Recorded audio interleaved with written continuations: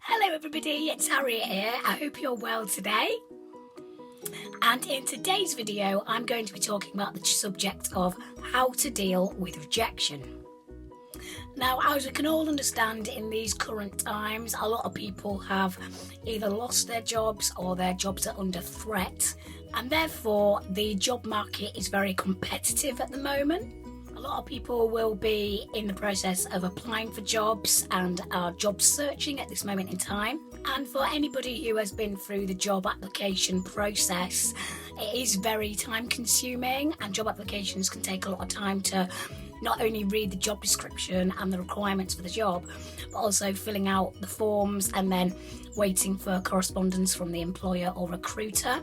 And the job market is very competitive. There are a lot of people applying at the moment, and if you're applying for a job and you don't necessarily get a reply, don't worry, it's nothing personal. It just may be the fact that you haven't got the required skills or necessary experience to be considered for that role at this moment in time.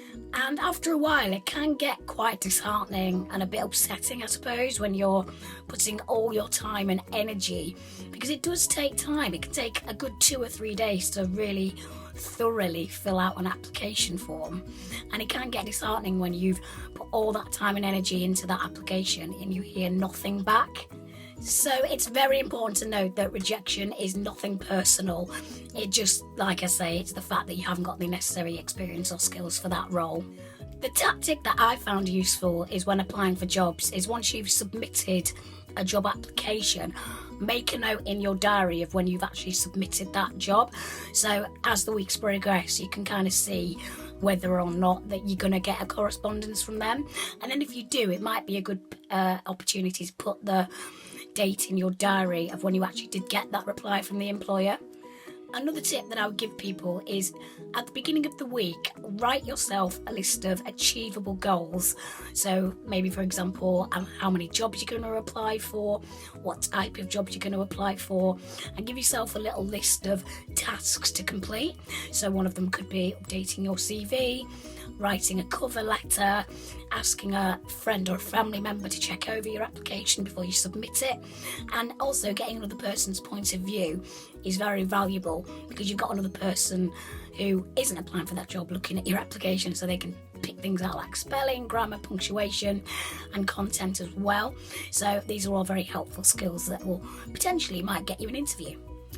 Now, when it comes to the rejection side of things, myself being a freelancer in the creative industries, it can be very disheartening when you've sent out all these speculative applications and CVs and cover letters and portfolios, and you don't get a reply, and you just think, why on earth am I spending all this time sending all these emails out when I'm getting no reply?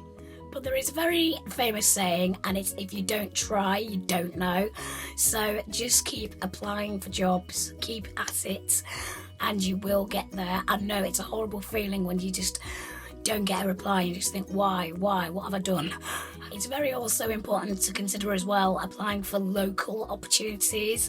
So for me, I applied for jobs in and around York or North Yorkshire, because that's where I'm from. And another thing to consider is the distance as well you're willing to travel when you're applying for these jobs.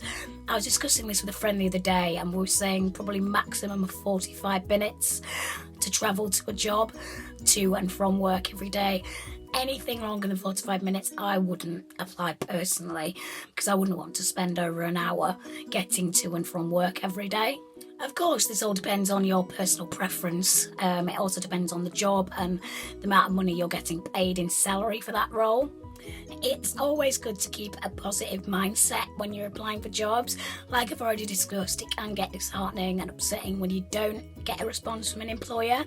I always think of it like this: if you apply for a job and you haven't been successful, or you haven't got a reply from the employer, I just think, well, do you know what? It's their loss. They've got to create another bit of work and find somebody else for that role. It's their headache. Let them get on with it. And, I wish them all the best of luck, but I'm going to continue and apply for the next thing. So I don't even think about it anymore, really. I just kind of think, do you know what? Meh, their loss. So that's it for today, guys. I hope you enjoyed that video. Thank you very much for watching, and if you've liked it, please give it a big thumbs up, and I look forward to seeing you in my next video. Take care.